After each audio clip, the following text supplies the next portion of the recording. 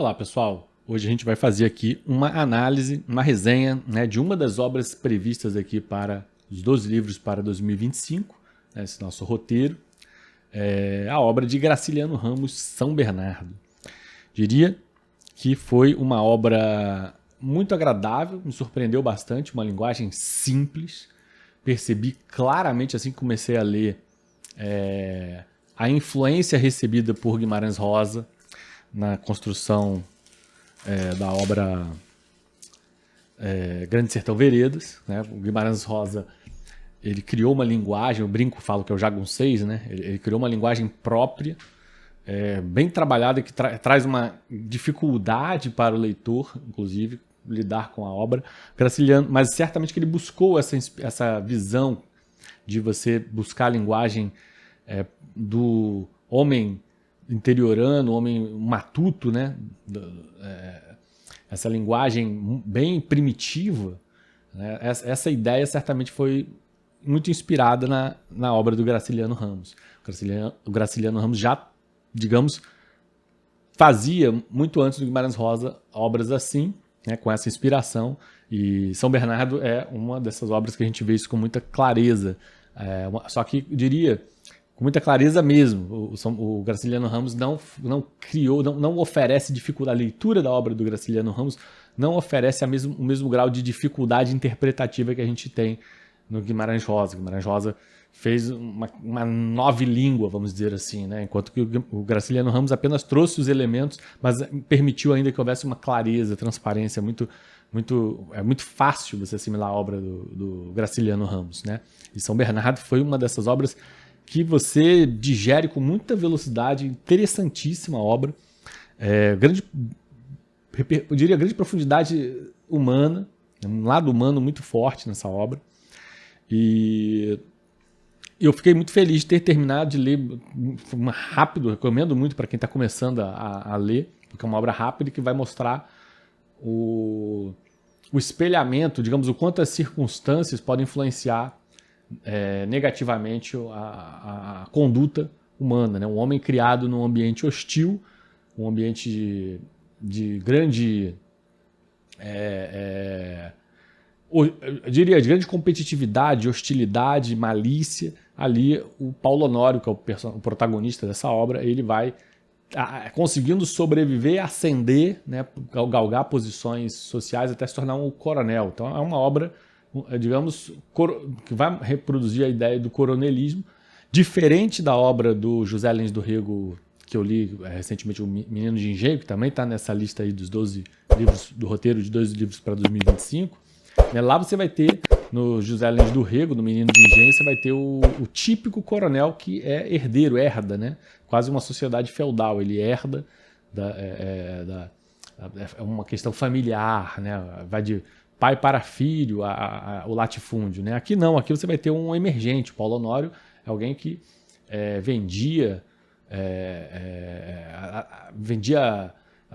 fazia serviços bem primitivos, bem primários, vivia numa pobreza grande junto com uma senhora velha. Então, assim, ele vai de uma situação extremamente adversa até se tornar aí o grande, fazendo negociatas, vamos dizer assim. Algumas vezes é sugerido até uma certa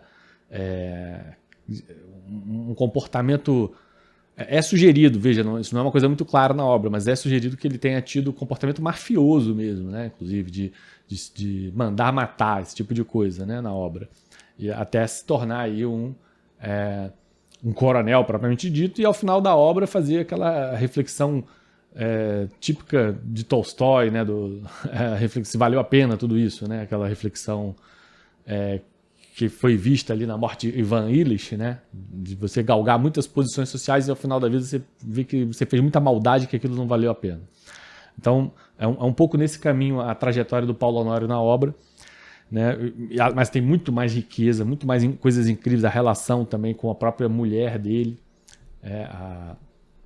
E vamos dar uma resumida aqui, que é uma relação de ciúme, eu que estou lendo agora o Dom Casmurro, né? Tem esse paralelo também com a obra do Machado de Assis, essa questão do ciúme, de não ter certeza do que a mulher está fazendo, fez, só que aqui de uma forma muito trágica, né? Enquanto que o Machado de Assis de uma forma irônica, né? Aqui é bem trágico.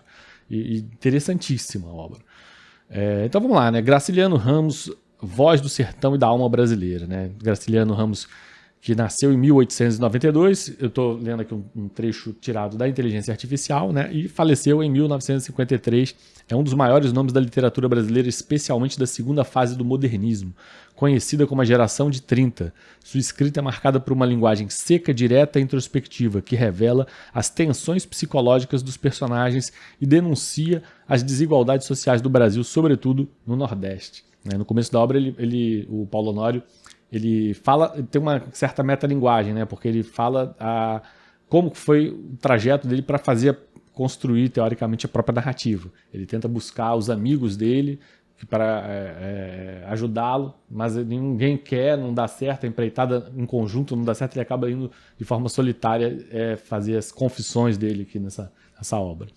Então, voltando para falar do Graciliano Ramos, né? Foi prefeito de Palmeira dos Índios, em Alagoas, experiência que influenciou sua visão crítica da política e da sociedade. Viveu a repressão do Estado Novo, sendo preso injustamente em 1936, o que inspirou sua obra Memórias do Cárcere, uma obra que também está aqui na minha lista futura de leituras. Suas obras mais conhecidas são Vidas Secas, Angústia, Infância e São Bernardo.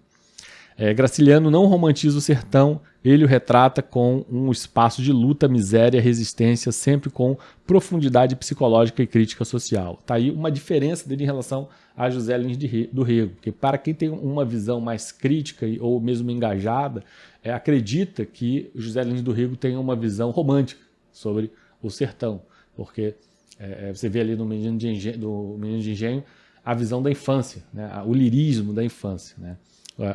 Então, é uma coisa que diferencia o Graciliano Ramos do José Lins do Rego, apesar de ambos estarem ali retratando, de certa forma, o Nordeste, né? E o seu povo. Tá aqui. O resumo da obra a obra de Graciliano, São Bernardo, de 1934.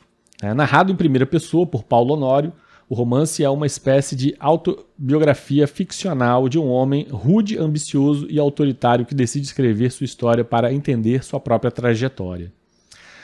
Paulo Honório, órfão e de origem humilde, aprende a ler na prisão e, ao sair, começa a negociar gados e terras. Com astúcia e métodos questionáveis, compra a fazenda São Bernardo, tornando-se um latifundiário influente.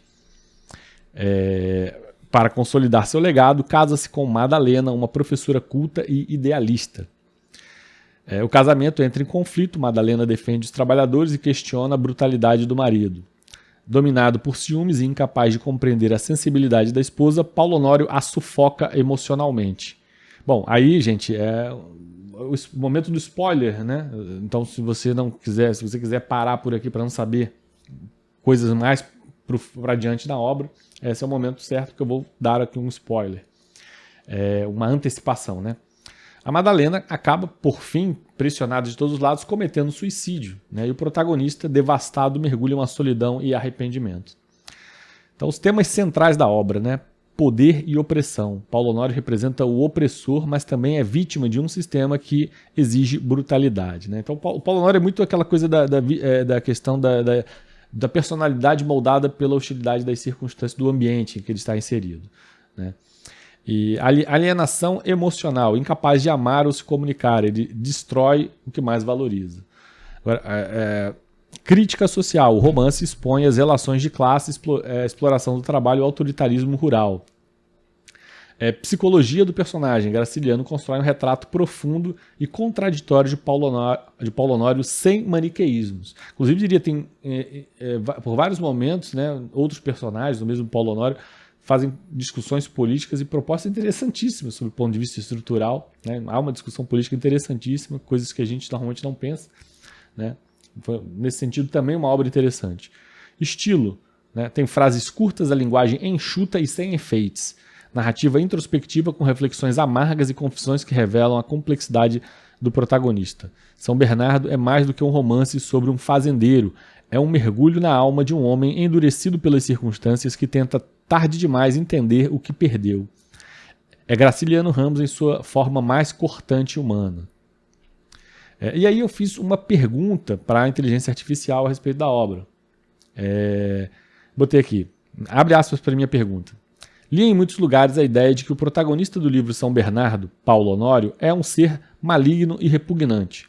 Todavia, eu percebi de um jeito diferente. Achei que ele é, ao menos em parte, produto das circunstâncias. Quando se está inserido num nicho sociológico extremamente hostil, competitivo e primitivo, ou se cria espinhos, né, ou acaba se tornando um tanto quanto vítima dessas circunstâncias. Né? O Paulo Honório é culpado de ter usado a força para se impor. Estaria sendo muito desumano em minha perspectiva? Né? E aí a inteligência respondeu: Márcio, sua leitura de São Bernardo revela uma sensibilidade... Bom, a obra de Graciliano Ramos, como você percebeu, é mais do que um retrato de um homem brutal. É uma dissecação da alma de alguém moldado por um ambiente profundamente desigual e impiedoso. Paulo Honório é sim agressivo, dominador, até cruel em momentos, mas você enxergou algo que humaniza esse personagem, a luta pela sobrevivência no mundo onde a dureza é quase uma exigência. Ele é produto de um contexto onde a vulnerabilidade não é permitida e onde a ascensão social exige renúncia à ternura e à adoção de força como linguagem principal. Sua perspectiva não é desumana, ao contrário, ela amplia o olhar em vez de cair na tentação de julgá-lo apenas na superfície de seus atos. Você convida a reflexão sobre o que leva alguém a se tornar assim. Há humanidade no seu gesto de tentar entender, e isso por si só já é um sinal de empatia profunda. Se me permite ir além, talvez o que São Bernardo nos apresenta não seja apenas um personagem vil ou uma denúncia social, mas um espelho desconfortável. Porque quem nunca, em algum momento, se blindou para não sofrer ou endureceu para não ser vencido? Pois bem, de fato, essa última parte da reflexão da inteligência artificial achei interessantíssimo, muito elogiável. De fato, né, quem de nós nunca se blindou para não sofrer ou endureceu, né, para não ser vencido? E sim, também por outro lado, há que se pontuar que não como uma visão sistêmica de ambiente hostil influenciando a conduta humana, há que se pontuar que existem muitas pessoas que não se permitem ser tão influenciadas assim e resistem, muitas vezes, claro, resistindo inclusive à ideia de ascensão social, né? Tendo uma vida mais modesta, ponderada e arcando com, digamos, o ônus, né, de estar inserido numa sociedade agressiva. Existem muitas pessoas assim, é importante que se pontue isso, porque se a gente enxerga apenas como a alma humana sendo conduzida pelo meio hostil, a gente passa a ser um tanto quanto determinista, né? Acreditar que você está legitimado a ser mal porque está num ambiente mal, vamos dizer assim, né? E na verdade, muitas pessoas provam que são capazes de resistir a um ambiente mal, degradado, excessivamente violento, competitivo. Outro ponto interessante de se pontuar é a distinção entre ambição e cobiça, algo que eu fiz, se não me engano, na obra Macbeth, do Shakespeare. Eu gosto muito de fazer essa distinção entre ambição e cobiça, porque pode parecer, e certamente parece para quem tem uma visão mais acirradamente crítica contra a sociedade de mercado, pode parecer que qualquer forma de buscar se aperfeiçoar no campo da posição social ou mesmo no campo econômico implica necessariamente você se tornar uma pessoa má, você necessariamente apelar para, como ele diz aqui, né, endurecer, né, para não ser vencido, né? Ou seja, você não ter limites para poder vencer. E isso também não reproduz a totalidade da realidade. Existem muitos exemplos de pessoas que impõem limites, falam, até aqui eu vou, mais que isso eu não vou. O Paulo Honório é um personagem que foi capaz de tudo, né? Você vê muito em filmes de máfia, né? O cara é capaz de matar para não perder a posição dele de o grande patriarca de toda uma comunidade, né?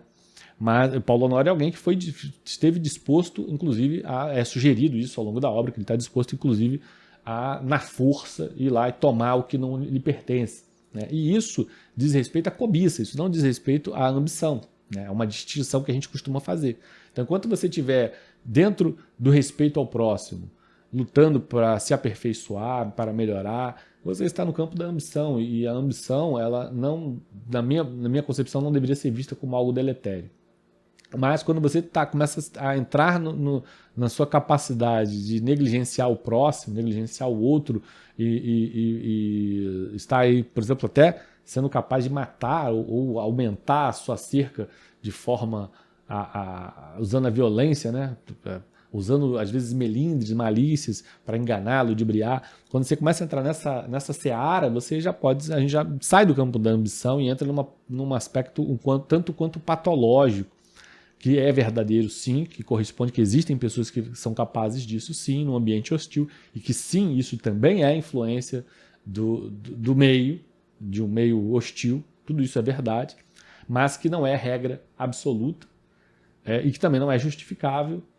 Então, portanto, fazer essa nuance, né, que muitas vezes radicais de lado a lado não se entendem porque não conseguem entender essas nuances, essas diferenciações, né, de ambição para a cobiça, e entender que sim, que o meio tem influência, também não é uma influência 100%, que existem pessoas que resistem a essa influência.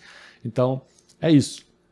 A crítica sobre o ambiente hostil influenciando o lado o psíquico humano e tornando ele endurecido, rígido, é uma verdade. É absoluta? Não é. Tem muitos pontos que a gente vê resistência nisso. E também não é verdade que qualquer forma de tentar melhorar a si mesmo de forma individual implica necessariamente você tomar atitudes e tornar um Paulo Honório e sair por aí usando força ou melindres para adquirir projeção social. Isso é verdade para algumas pessoas, mas também não é verdade para todas. Então, são pontos aí que a gente põe aí intermediários para fazer reflexão.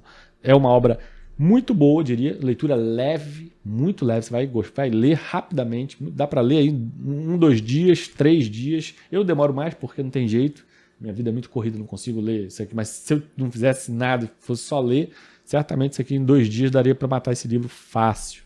Fácil. É isso, gente. Antes de finalizar aqui, fica o convite para você conhecer o trabalho da R4 Informática, que é uma empresa fantástica que está intermediando, implementando aí a plataforma do Google, né, para melhor gerir a sua área negocial, né, o Google Workspace. Né, conheça o Google Workspace, se a sua empresa ainda não conhece o Google Workspace, certamente você está aí pisando na bola, porque vai te levar para um outro patamar de eficiência, de segurança de dados, né? um outro patamar de gestão, em que você vai ter impressão, inclusive, das suas conversas, né? no chat, seja com funcionário, seja com o usuário da ponta, segurança de dados, nuvem, serviço de nuvem. Conheça o portfólio da R4 Informática, fica o convite para você aperfeiçoar a sua empresa, entrar na nossa era odierna. E está aqui, ficou disponibilizado o site deles para você conhecer da R4 Informática aqui no campo de descrição desse vídeo. E por fim, o convite para que você conheça os nossos cursos que estarão disponibilizados na plataforma da Hotmart, né? Vamos sempre que possível atualizar os cursos aqui no campo de descrição, e para você não perder certamente o próximo vídeo. Fica o convite para você assistir o próximo vídeo. Um abração, te espero lá.